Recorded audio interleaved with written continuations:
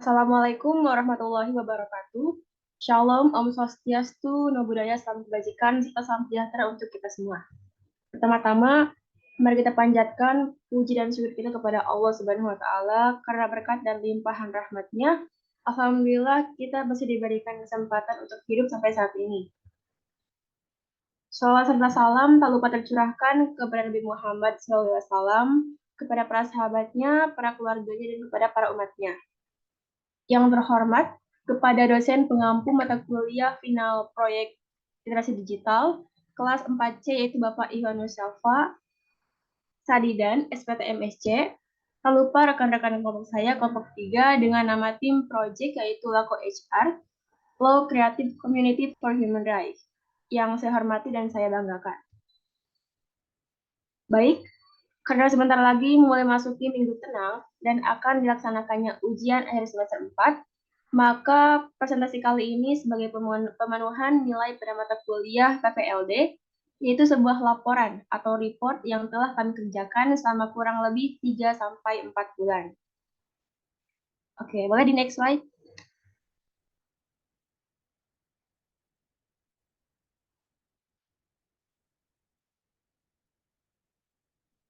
Nah, di presentasi kali ini ada beberapa yang akan kita bahas. Yang pertama itu ada introduksi atau perkenalan. Yang kedua, anggota dan peran. Yang ketiga, ada latar belakang, target pasar atau konten, manajemen proyek, performa web dan sosial media, lalu ada statistik, kendala dan evaluasi, serta rencana tindak lanjut. Next.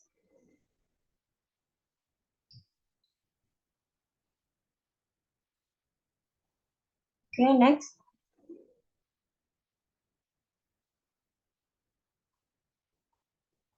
Baik. Nama proyek kelompok 3 ialah LAKO HR. Sebelum dipilihnya nama proyek Law Creative Community for Human Rights atau LAKO sendiri, ada beberapa pilihan nama yang direkomendasikan oleh anggota tim kelompok 3 ini. Nama-nama tersebut diantaranya itu ada LAKO, ada HK atau Hukum dan Hak Asasi, yang ketiga ada Hamster, HAM Supporter, yang keempat ada Laksa, Law Unsika, dan yang terakhir ialah Hukum dan HAM. Namun, sebelum dengan diadakannya polling ini, kelompok 3 sendiri pernah memiliki atau pernah memilih dengan nama proyek Hak Kita atau Hak Kita. Tetapi penamaan Hak Kita telah dipakai oleh salah satu startup Legal Tech yang membuat layanan hukum perusahaan tersedia dalam skala besar. Lalu pada akhirnya setelah sekian banyak akan rekomendasi dari anggota kelompok 3, dan kami pun langsung mengadakan polling untuk pemilihan penamaan nama. Dan dengan suara terbanyak diraih oleh penamaan LAKO dengan 8 suara. Next. Oke, di sini ada logo filosofi.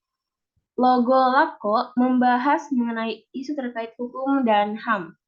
Nah, logo LAKO sendiri mengambil tema minimalis dan terdapat pilar pengadilan yang di atas yang memiliki makna peradilan atau penegakan hak asasi manusia. LAKO sendiri mempunyai gaya teks menggunakan font decision. Font decision ini sangat pas dan menggambarkan dengan tema yang kita ambil, yaitu minimalis. Lalu di tengah ada HR yang merupakan singkatan dari Human Rights. HR di logo ini tetap menggunakan font decision, tetapi pembedaannya itu memakai huruf yang kecil dan italik atau miring. Tujuannya agar terkesan tidak terlalu kaku dan tidak terlalu formal. Lalu di sebelah kanan ada logo pilar hukum yang terdapat pada logo LAKO, melambangkan fondasi yang mendasari pembentukan sistem hukum yang efektif dan adil. Khususnya perlindungan HAM, sistem hukum harus melindungi HAM yang mendasar seperti hak atas kebebasan berbicara, keadilan yang adil, dan hak atas kehidupan yang layak. Selanjutnya akan dipaparkan oleh rekan saya. Baik, di sini saya akan menjelaskan kalau pelet dari tim kami. Tim kami memiliki 3 brand color. Yang pertama ada warna orange dengan kode warna tertera yang dianggap sebagai simbol kesenangan, kebahagiaan, dan antusiasme. Warna orange dapat membangkitkan kesan yang sangat positif dan sering digunakan dalam desain logo untuk melambangkan keceriaan dan kebahagiaan. Lalu ada yang kedua, warna hitam, dengan kode warna tertera, dalam desain grafis memiliki makna yang kompleks. Warna hitam dapat melambangkan kekuatan, kemewahan, dan formalitas. Dan yang terakhir, ada warna putih, yang memiliki makna netral dan elegan. Juga warna putih dianggap sebagai simbol keseluruhan warna dasar yang mewakili kesederhanaan, kebersihan, dan kemurnian. Next.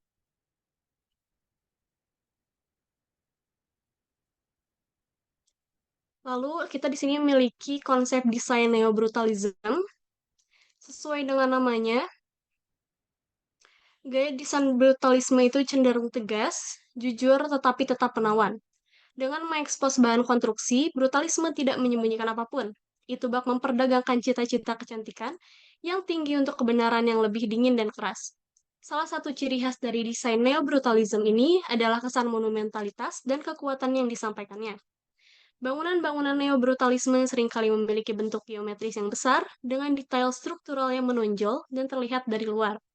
Beberapa hal yang menonjol yang tampak khas dari neo-brutalism itu ada 3.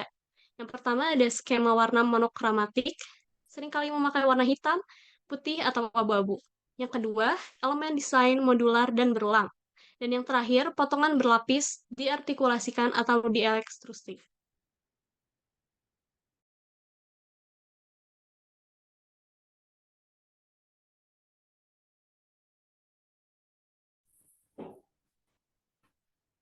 Baik, terima kasih Novia dan Tia. Selanjutnya ada anggota dan peran. Next. Sebelumnya, dalam lako ini dipimpin oleh Novia Sri Mulyati sebagai ketua dan Elvira sebagai wakil ketua. Selanjutnya ada Pradipta Rasati sebagai sekretaris. Next. Dalam lako sendiri itu dianggotakan 12 orang dengan divisi yang berbeda. Yang pertama itu ada Atiatus Salam dan Noberta Graciela sebagai content writer. Yang kedua ada Julia Dwi Lestari dan Marcella Sitompuls sebagai content creator. Terus ada Elvira Agustina dan Dewi Helena sebagai social media manager. Zihan Fajrilia dan Maulita Haliza sebagai marketing. Ada Novia Sri Mulyati dan Pradipta Larasati sebagai editor atau desainer. Lalu yang terakhir ada Siti Aisyah dan Peter Junian sebagai website administrator. Selanjutnya,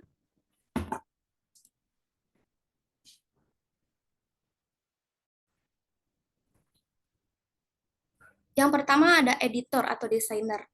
Editor atau desainer ini memiliki tanggung jawab pengelolaan dan penataan elemen-elemen visual, termasuk gambar, grafik, dan video pendek, sesuai dengan identitas selaku HR untuk digunakan dalam konten media sosial yang akan dipublikasikan. Editor atau desainer juga memastikan konsistensi visual dan gaya antara berbagai jenis konten, termasuk judul, teks, dan elemen-elemen visual agar menarik dan mudah dipahami oleh audiens. Editor desainer beranggotakan 2 orang, yaitu Novia dan Pradipta Larasati. Novia Sri Mulyati ini bertanggung jawab atas desain Instagram dan juga social media manager. Dan juga ex-sosial media. Lalu ada Pradipta Larasati, ia bertanggung jawab dalam proses pengeditan dalam menyusun video yang sesuai dengan gaya segmen yang akan di-up di TikTok Laku HR. Selanjutnya,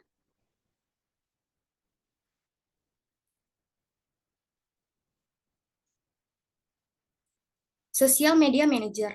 Social Media Manager ini punya peran penting untuk merencanakan, mengatur, melaksanakan, dan mengelola strategi semua platform media sosial, termasuk Instagram, TikTok, dan X.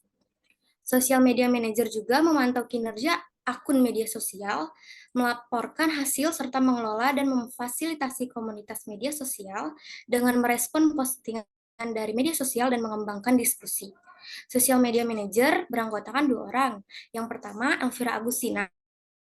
Ia bertanggung jawab terhadap platform Instagram dan juga platform X. Lalu ada Dewi Helena, bertanggung jawab terhadap platform TikTok dan juga platform Instagram. Next.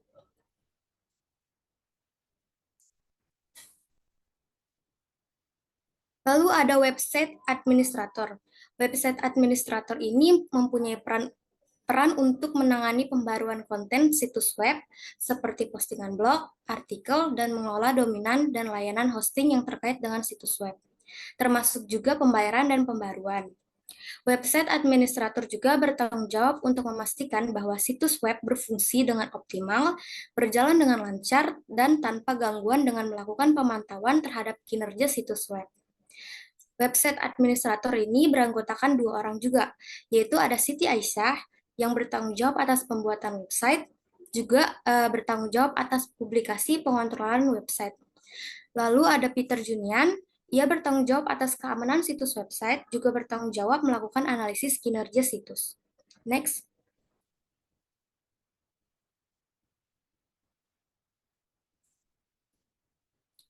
Lalu ada marketing. Marketing ini bertanggung jawab untuk melakukan kolaborasi dengan anggota kelompok untuk memastikan konten dapat efektif dan sesuai target sasaran.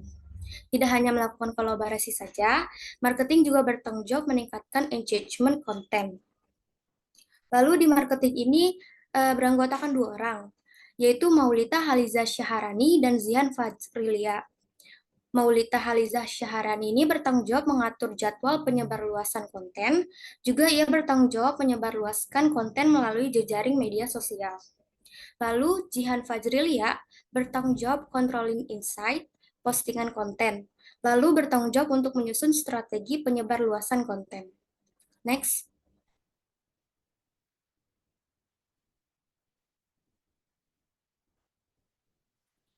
Lalu ada content creator.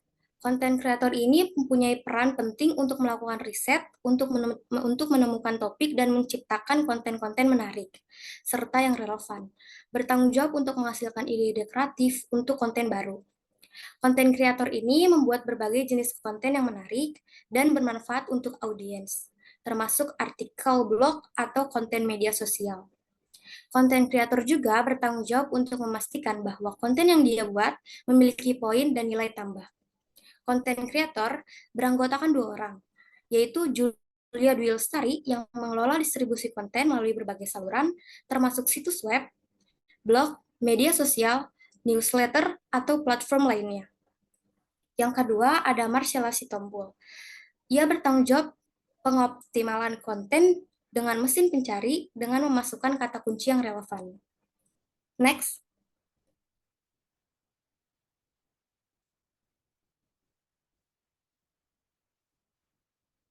Yang terakhir ada content writer. Content writer ini mempunyai peran penting untuk menciptakan dan menulis konten yang informatif, menarik, dan bermanfaat untuk pengikut. Content writer juga berperan untuk mengedit, menyunting konten untuk memastikan kualitasnya. Kualitas tersebut termasuk tata bahasa, ejaan, dan konsistensi gaya penulisan. Content writer beranggotakan 2 orang, yaitu Noberta Graciela Novena yang bertanggung jawab menyunting dan menyusun ulang konten untuk memastikan kualitas artikel yang akan dipublish. Lalu ada Atiatu Salam. Ia bertanggung jawab untuk melakukan proofreading untuk menemukan dan memperbaiki kesalahan ketik atau kekurangan lainnya sebelum dipublikasi. Next.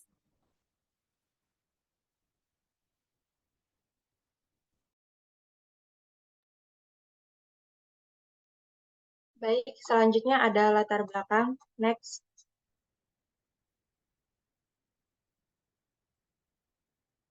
LACO atau Law Creative Community terbentuk atas kreatif pemikiran dari kami mengenai isu terkait hukum dan hak asasi manusia, yang kemudian ditampilkan melalui beberapa media sosial yang kami punya, seperti website, Instagram, TikTok, dan juga X.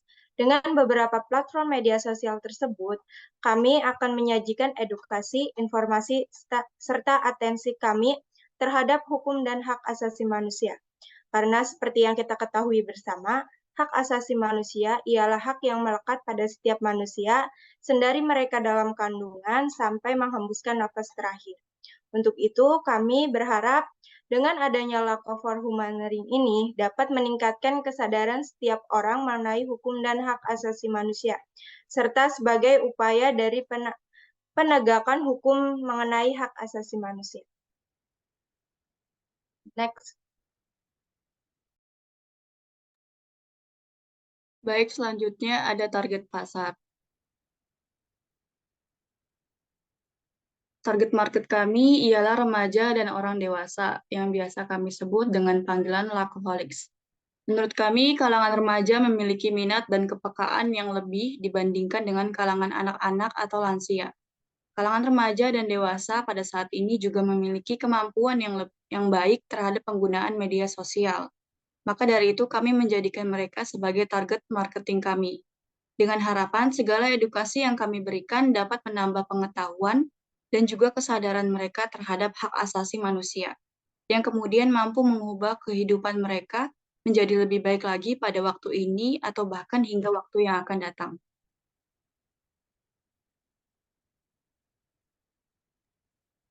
Baik, selanjutnya ada manajemen proyek. Pada kelompok kami, dalam manajemen proyek, next,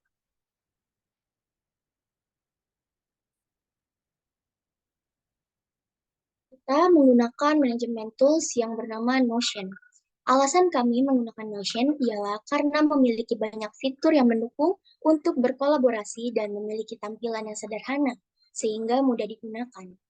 Selanjutnya, kelompok kami juga melakukan meeting setiap 2 minggu sekali dengan menggunakan pola pengawasan dan pengontrolan melalui ketua kelompok. Nah, kita meeting itu ada yang secara online ataupun offline. Kalau online melalui Zoom atau Google Meet, bahkan kita ada grup WhatsApp. Bisa dilihat pada layar, ini merupakan contoh dari penggunaan Notion pada kelompok kami. Di sebelah kiri paling ujung ini ada tulisan project name yang artinya nama project-project yang anggota kami selesaikan atau dalam progress gitu. Geser lagi ke sebelah kanan ada status. Status di sini bertuliskan down, artinya dari project yang kita buat itu sudah selesai. Di sini geser lagi ada anggota-anggota kelompok kami yang mencantumkan atau mencatatkan projectnya pada Notion. Kemudian juga ada tanggal-tanggalnya. Geser lagi di sini ada prioritas, ada high, ada medium, ada low. High itu berarti mengartikan kalau projectnya ini cukup sulit dan harus segera diselesaikan. Di sini juga terdapat ada divisi desain, sosial media, marketing, konten creator, web administrasi. Terus selanjutnya ada sosial media. Nah, ini sosial media yang project kita akan bikin gitu. Next, selanjutnya akan dijelaskan oleh rekan saya. Baik, terima kasih sudah mempersilahkan kepada Maulita. Jadi yang selanjutnya yang akan saya jelaskan adalah mengenai performa web dan sosmed. Jadi performa itu tampilan. Seperti yang tadi sudah disebutkan bahwa Lako HR ini memiliki beberapa media untuk memposting konten terkait hukum dan HAM. Next.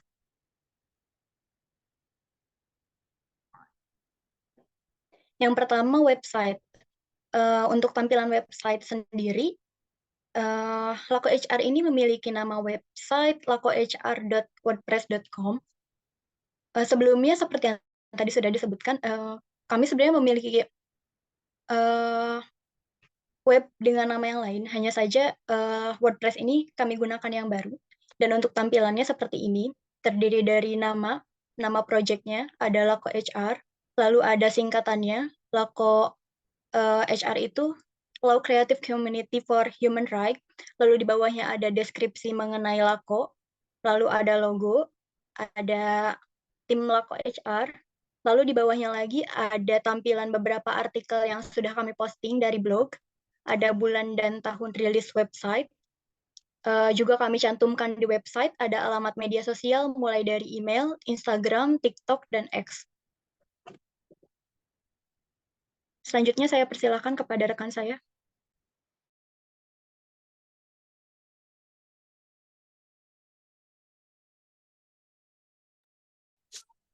Baik, di sini saya akan menjelaskan mengenai contoh tampilan konten.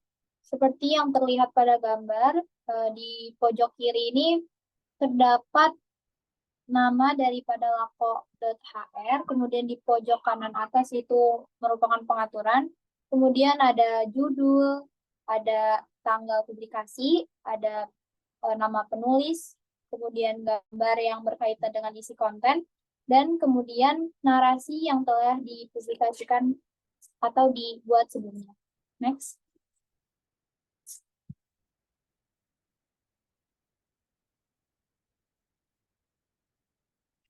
Baik, selanjutnya di sini lako.hr sendiri memiliki 3 akun media sosial yang menjadi sarana bagi Lako sendiri untuk mempublikasikan konten-konten yang telah dibuat sebelumnya. Yang pertama ini ada platform Instagram dengan username @lako.hr. Kemudian yang kedua ada platform TikTok dengan username @lako.hr. Dan yang ketiga ada X atau Twitter dengan username lako_hr. Baik, selanjutnya bisa dilanjutkan.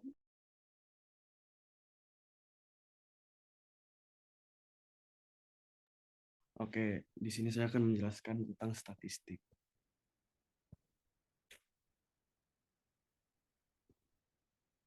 Jumlah pengunjung website seperti yang kita lihat pada 30 hari terakhir ini, di tanggal 14 April sampai dengan 30 April itu situs kami atau website kami itu mengalami naik turun jumlah pengunjung website. Tapi di tanggal 2 Mei sampai tanggal 4 Mei ini kita mendapatkan jumlah pengunjung website yang sangat signifikan. Next. Jumlah pengunjung per artikel. Di tanggal 23 April 2024, di posan kami yang berjudul Kisah 271 triliun Mega Korupsi Indonesia versus Lingkungan Hidup Bangka Belitung, ada 16 tampilan dan 8 pengunjung. Kemudian di tanggal 26 April 2024, di post kita yang berjudul Antara Kedaulatan dan Hak Asasi Menelisik Insiden OPM Terkini dari Perspektif Hukum, itu ada 8 tampilan dan 2 pengunjung. Lalu yang terakhir ada di 21 April 2024, di post kami yang berjudul Penganiayaan yang dilakukan orang tua terhadap anak yang masih usia 4 tahun, itu tuh ada 6 tampilan dan 4 pengunjung. Selanjutnya boleh dilanjutkan oleh rekan saya.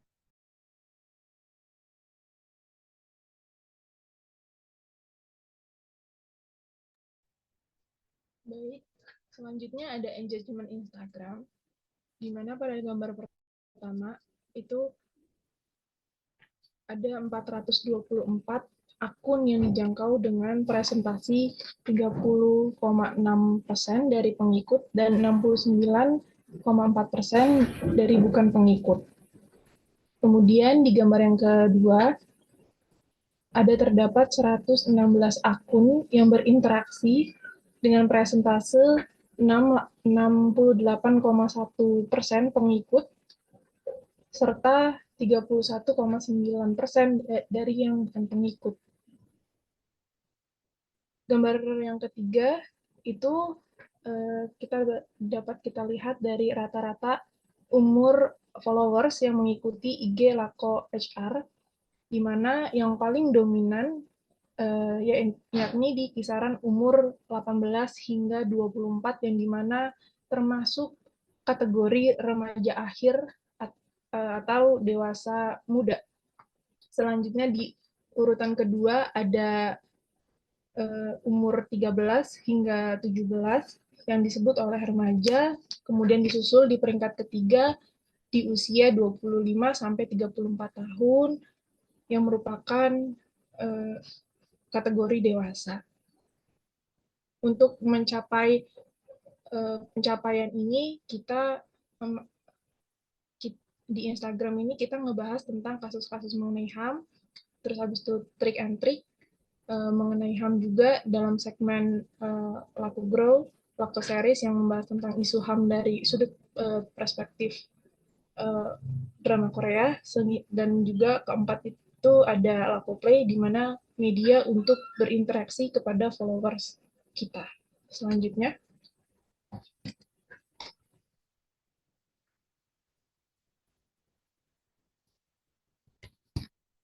Oke, yang selanjutnya ada engagement TikTok. Di gambar yang pertama itu terdapat tayangan postingan sebesar 3.987 postingan tayangan. Yang selanjutnya ada tampilan profil 70, mendapatkan 38 likes, 4 komentar, 76 kali dibagikan, dengan penonton unik itu 481. Di gambar kedua, kita mempunyai jumlah pengikut 18 user. Di gambar yang ketiga, yaitu postingan yang sedang tren di TikTok kita. Yakni yang pertama itu ada tentang penganiayaan anak oleh orang tua. Yang kedua, postingan yang tren itu ada di kasus korupsi 271 triliun. Yang ketiga itu ada kasus bullying di sekolah, dan yang keempat itu perkenalan dengan Laco HR. Dimana kita juga di TikTok membagikan hal yang sama seperti di Instagram, namun dari media yang berbeda, yakni video dan foto. Selanjutnya,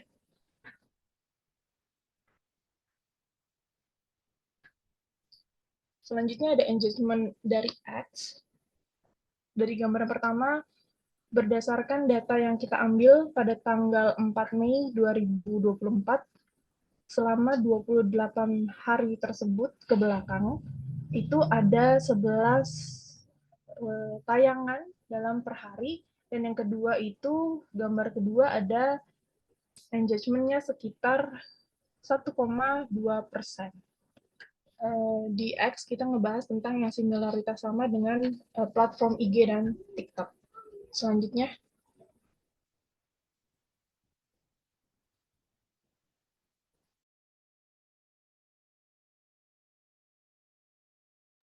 Oke, di sini saya akan jelaskan tentang kendala dan evaluasi, di mana yang setelah kelompok kita kerjakan pasti memiliki kendala atau kesulitan, hambatan saat menjalankan proyek ini. Next.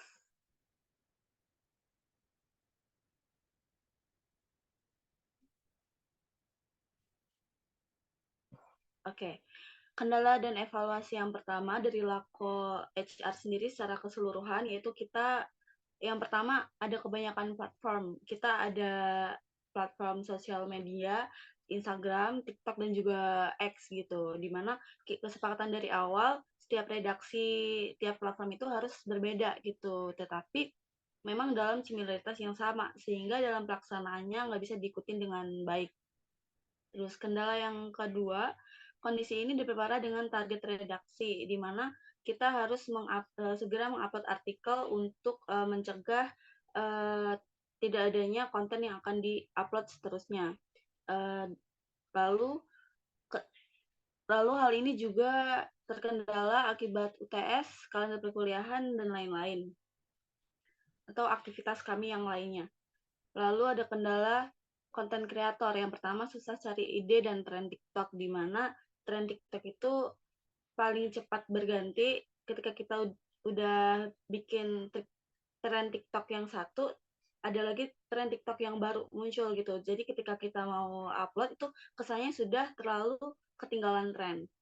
Terus kendala yang kedua, susah cari bahan tapi fokus ke satu sumber. Nah, ini karena kebanyakan kasus hanya itu saja, belum ada kasus yang menarik menyangkut HAM. Kendala yang ketiga ada dari editor desainer, merupakan kendala yang umum untuk para desainer, yaitu cari ide buat desain dan kendala waktu. Cari ide buat desain karena template kita itu tidak pakem pada satu template, melainkan setiap post itu berbeda-beda template-nya, berbeda-beda gaya desainnya. Jadi untuk ide sendiri mungkin agak susah untuk kita dapat. Lalu ada dari kendala content writer, Pengajuan tema dari konten kreator terkadang susah dianalisa karena kasusnya masih dalam pemeriksaan atau masih dalam terduga.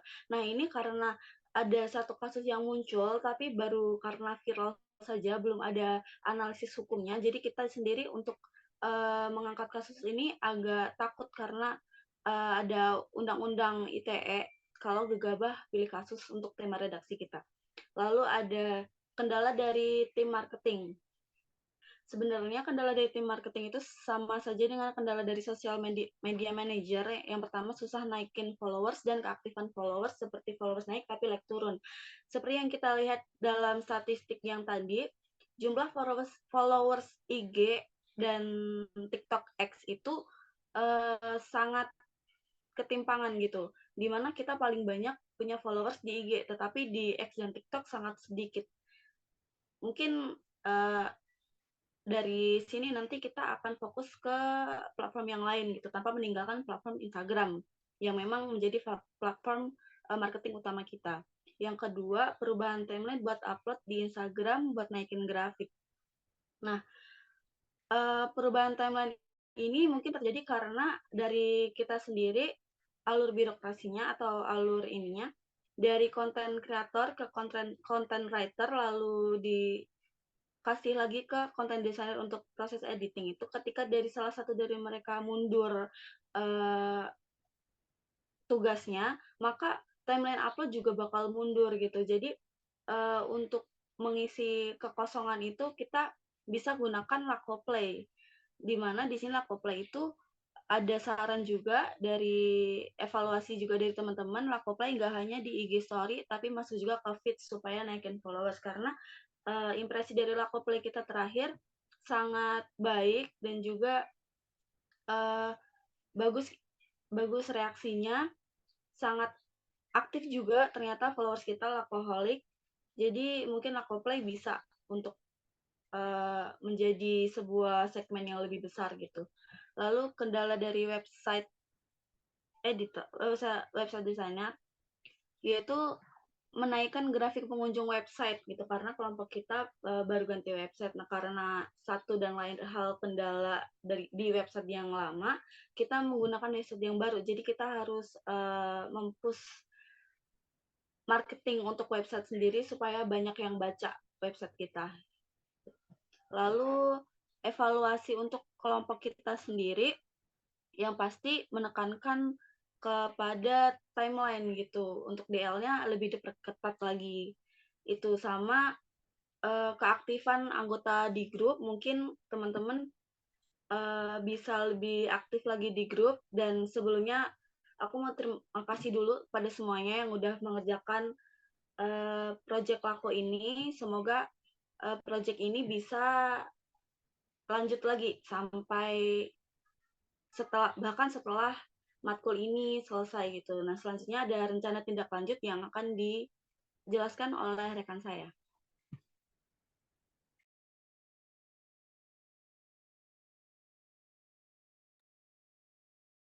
Pada bagian rencana tindak lanjut, next boleh.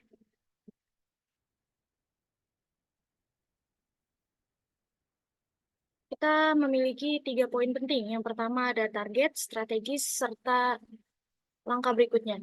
Di dalam target, kita meningkatkan traffic website sebesar 5% dalam 3 bulan. Kemudian kita meningkatkan brand awareness di kalangan target audiens di sosial media, Lako HR. Kemudian poin yang kedua ada strategis, di mana yang pertama pemasaran konten. Kita membuat blog dan artikel informatif tentang topik yang relevan dengan situasi yang sedang hangat yang dibicarakan atau trending. Kita juga mengembangkan konten video yang menarik dan informatif tentang Lako HR. Kemudian kita membagikan konten di media sosial secara rutin. Yang kedua ada SEO, di mana kita melakukan riset kata kunci untuk mengidentifikasi kata kunci yang relevan dengan target audiens Lako HR. Kita juga mengoptimalkan website Lako HR untuk kata kunci yang ditargetkan serta tampilan website. Yang ketiga ada paid advertising. Yang pertama kita menjalankan giveaway pada platform media sosial berupa segmen Lakoplay. Kemudian kita menargetkan Lakoplay ke audiens yang paling mungkin tertarik untuk mengikuti quiz. Kita juga menggunakan berbagai format Lakoplay seperti quiz pada instastory Instagram dan juga feeds Instagram. Next.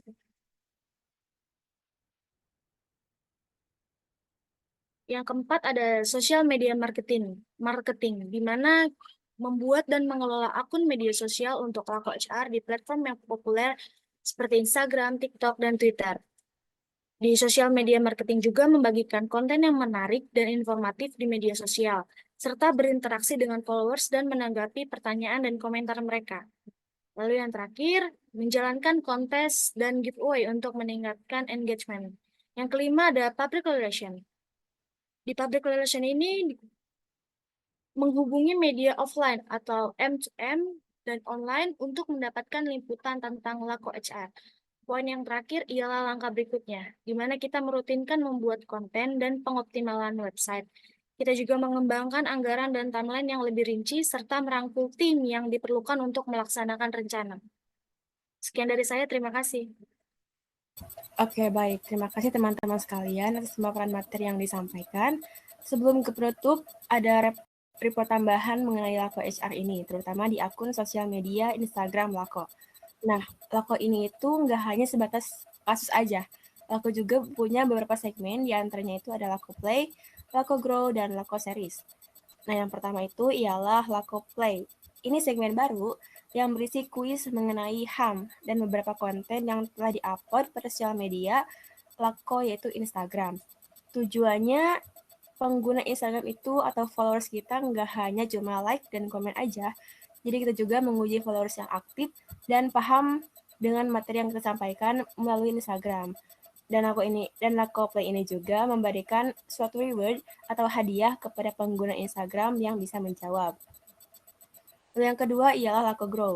Nah, jadi selain Lako Play itu ada juga Lako Grow, yang dimana segmen ini memberikan tips untuk menjaga HAM, memberikan informasi dan saran mengenai cara untuk memahami dan melindungi HAM.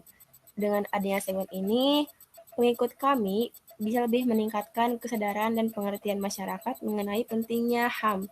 Dan segmen ini juga memberikan tips praktis yang dapat diaplikasikan oleh masyarakat untuk menegakkan hak asasi manusia dengan memahami undang-undang yang berlaku dan menghormati hak-hak orang lain. Yang terakhir ialah Laser atau Lako Series. Laser ini merupakan segmen yang berisi analisis film-film atau drama Korea yang berkaitan dengan hukum dan HAM. Nah, di mana di dalam film ini atau drama tersebut terdapat pelanggaran-pelanggaran HAM yang dapat dianalisis untuk menjadi suatu pengetahuan yang baru bagi para pengikut Instagram kita. Lalu, alhamdulillahnya tim Lako ini juga berhasil menyelesaikan 16 artikel selama kurang lebih 4 tahun. Beberapa artikel diantaranya bullying, penganiayaan, lalu Laser, drama Korea Queen of Tears, lalu ada kisah 271 triliun, pembunuhan istri dengan gagang cangkul, dan yang lain-lain. Oke, baik. Pada presentasi kali ini saya cukupkan. Terima kasih kepada rekan-rekan satu tim saya. Semoga hasil yang kita usahakan selama ini membuahkan hasil dan mendapatkan nilai yang baik dan sempurna. Dan semoga untuk proyek Lako ini dapat terus dikembangkan lagi dengan lebih baik, dapat dikenal oleh semua orang, dan semoga proyek Lako ini bukan cuma sekedar tugas akhir saja, tetapi juga menjadi platform hukum berbasis teknologi yang dapat dijangkau oleh semua orang. Amin. Presentasi kali ini dicukupkan. Mohon maaf bila ada kesalahan dan kekurangan, karena kesempurnaan hanya milik Tuhan. Saya sebagai Ketua Tim Lako HR pamit undur diri. Terima kasih. Wabillahi taufiq wal hidayah. Wassalamualaikum warahmatullahi wabarakatuh. Shalom, Om Santi Om, Namo Buddhaya, salam kebajikan.